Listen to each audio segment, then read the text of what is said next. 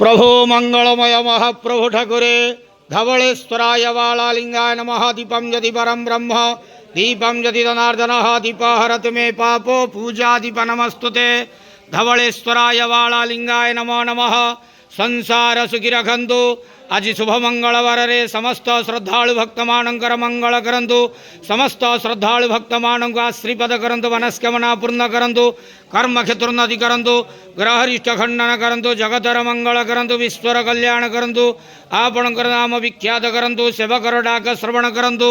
समस्त ग्वावसा भक्त मानकर मनस्कामना पूर्ण करंतु। जो जो भक्त माने आपणक पाखरे मानसिक रखिछंती तांक मानसिक पूर्ण करंतु।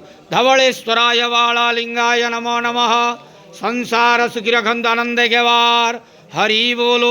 आज शुभ मंगलवार रे समस्त श्रद्धालु भक्त मानकर मंगल करंतु आनंद गेवार हरि बोलो। धवलेश्वराय वालालिंगाय नमो नमः।